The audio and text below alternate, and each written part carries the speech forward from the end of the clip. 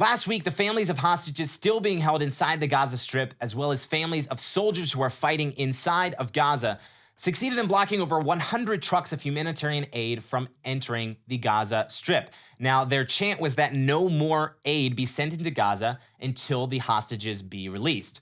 This demonstration enraged President Joe Biden that Israelis would be allowed to practice free speech and protest something that they considered to be furthering the suffering of their loved ones being held in the hands of evil Hamas. Also, a breaking report just came out about talks of a ceasefire hostage deal with Hamas. The propositions of this deal, at best, are absolutely ridiculous. I'm Josiah, and this is the Israel Guys.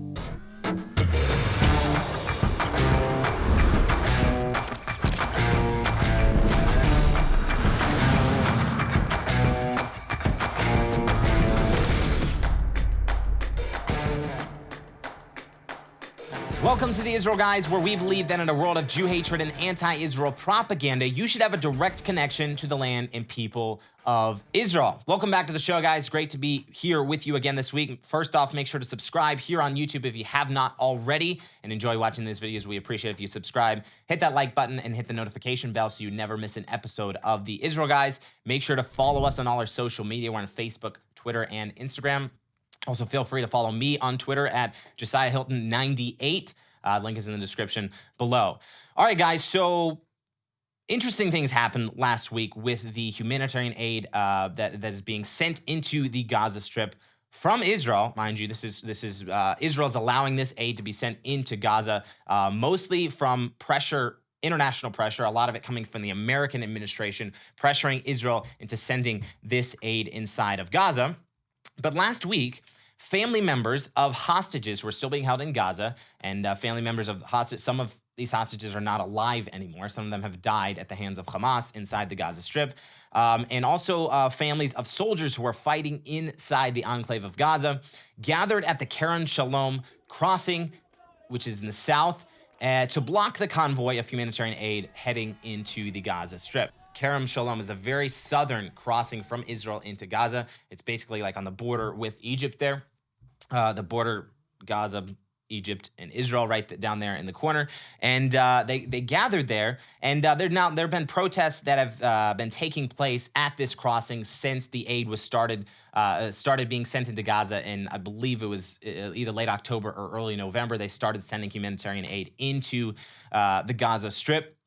There's been protests happening there since the aid started, but just on Wednesday, the protesters succeeded in blocking most of the trucks that usually enter Gaza through this crossing. There's normally about 70 to 100 trucks that cross into Gaza with humanitarian aid, and only 9 on Wednesday, because of these protesters, these demonstrators, only 9 actually succeeded in crossing over into the Strip. I think the rest of them, they rerouted through Egypt, and they crossed through the Rafah crossing between Egypt and the Gaza Strip. Now, at first glance, like when you hear this story, you think protesters blocking humanitarian aid from reaching Gazan civilians. That sounds bad, right? That sounds like this is not a good situation. This shouldn't happen because it's a violation of, whatever human rights, maybe you could think, because this aid is not being allowed to get to these Gazan civilians who desperately need food because of the war and all this stuff. And you might think like this is a horrible situation. What's interesting, though, is that the protesters have a very solid, valid point in blocking this aid from entering into the Gaza Strip. And it's one that actually the media, nobody is actually talking about. None of the world leaders are actually talking about. None of the people who are pushing deals, trying to reach deals, hostage deals with Hamas. Nobody's talking about this simple fact that could very well be successful in obtaining a hostage release deal from Hamas inside the Gaza Strip. And I'll tell you what I mean in just a second. But these protesters, the demand of the Israeli protesters that blocked the aid going into Gaza was that no aid should be sent into Gaza, no more aid should be sent into the Gaza Strip to reach the civilians until every last one of the hostages is returned. Now, nobody is saying this, but if Israel created a hard line and said, we are not going to allow any aid into the Gaza Strip until every last hostage is returned, that would put a lot of pressure on Hamas. That would put a lot of pressure on the Palestinians inside the Gaza Strip to try to, try to force Hamas to release the hostages. It would create a great, and obviously there's a lot of suffering going on within the Gaza Strip because of lack of food and different things going on. But this is a brutal war. War is not pretty in any sense. These hostages are suffering like crazy inside the Gaza Strip at the hands of Hamas. A lot of them are starving. The reports of the hostages who were actually released in the first hostage deal, horrifying the treatment they received at the hands of Hamas. War is not good in any sense. And for it to be, the goal of the war is for it to be over as soon as possible, to stop the suffering on all accounts. And in this case, this war cannot end with Israel being safe in the end until every last one of Hamas is destroyed. So Israel needs to destroy Hamas in order to obtain peace and safety for the nation of Israel and also Palestinian civilians. Israel needs to obtain that objective. The war cannot end until that happens. So the faster we do this, the better. And if Israel were to actually stop the aid going into Gaza, it very may well create a situation where Hamas is like, okay, we'll release the hostages if you give us aid, if you give the humanitarian aid, allow it to come back into the Gaza Strip. And by the way, there's no actual guarantee that this aid even reaches civilians. Now some of it probably does actually reach the civilians inside of Gaza, but we do have video evidence, especially during the beginning, of Hamas fighters actually taking over trucks with their weapons, Hamas terrorists taking over these humanitarian aid trucks as they entered Gaza. Gazan civilians would swarm these trucks trying to get food, and the Hamas terrorists would beat these civilians and fend them off from the trucks, confiscate these trucks, and there have been many reports that Hamas is actually using most of the aid for themselves and their fighters and their headquarters, and then selling the rest of the aid to the civilians inside of Gaza. So there's no actual guarantee that the aid reaches the civilians anyway. We know for sure that this aid is actually helping and fueling Hamas to continue the war and continue fighting against the nation of Israel. So stopping this aid would actually be beneficial to the nation of Israel and would actually be beneficial in ending this war sooner, because right now, with the more aid being sent into Gaza, the longer the war actually draws out.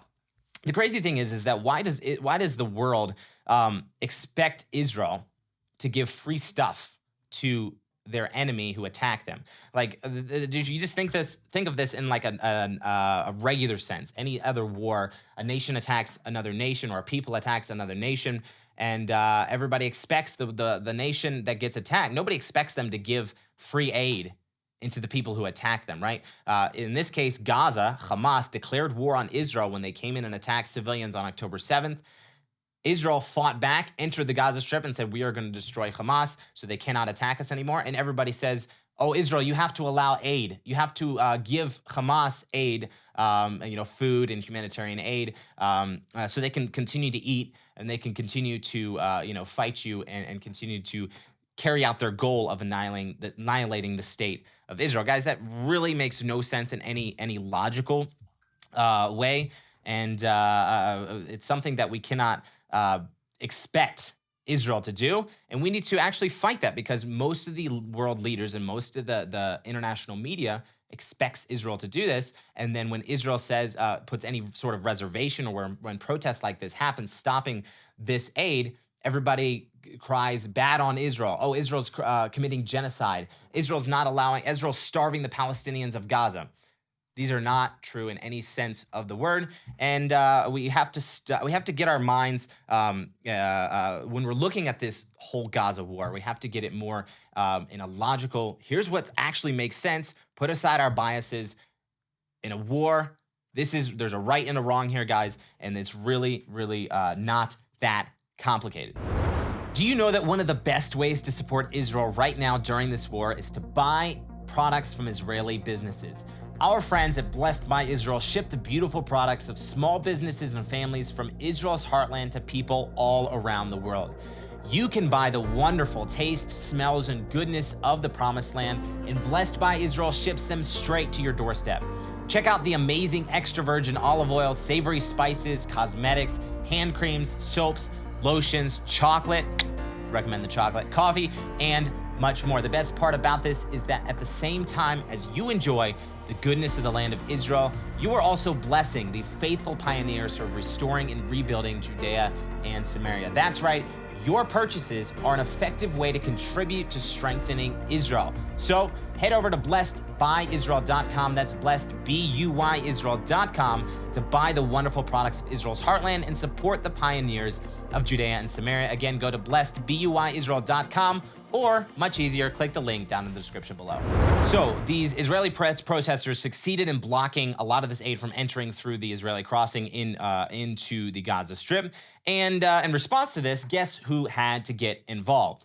Yep, our lovely President Joe Biden, the President of the United States of America. So after all these trucks were blocked, I think they said more than 100 trucks were blocked from entering into Gaza through the Kerem Shalom crossing. Joe Biden's administration sent a message to Israel saying, quote, "The crossing should remain open and operate as usual." So Joe Biden, the Biden administration sees that Israelis are protesting, saying no aid into Gaza until our loved ones are released, returned to us safely back into our arms. And Joe Biden says, nope, you're not allowed to protest Israel. You need to stop these protesters from blocking aid into Gaza. You need to stop these guys from really practicing free speech, because they have a very valid point in trying to block these protesting and blocking these roads from this aid from entering into the Gaza Strip. And Joe Biden saying, no, Israel, you cannot allow this to happen. This needs to stop. All this aid needs to be sent into the Gaza Strip to help Hamas and to help the Palestinian civilians. Now, Joe Biden's not going to say that the aid needs to help Hamas, but essentially that's what it's doing. Every truck that enters is actually fueling the war and helping Hamas continue to fight Israel. And hopefully some of it is actually reaching the Palestinian civilians who actually need food inside the Gaza Strip. Because if you're going to go to all the length of sending aid into Gaza, you really do want it to help people who actually need it.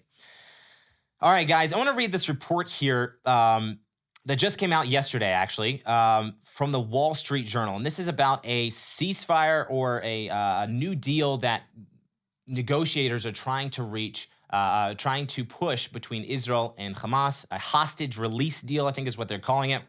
But this is really, really crazy if you just look at what they're trying to get Israel to agree to. And obviously, Hamas is going to most likely going to agree to anything that's beneficial to them.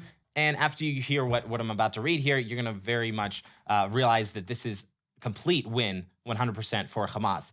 So this is from the Wall Street Journal, published on Saturday.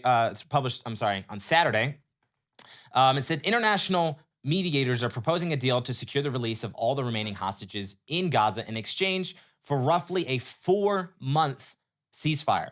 The plan offered to Israel and Hamas would lead to an end to the war in Gaza, Egyptian officials said on Saturday.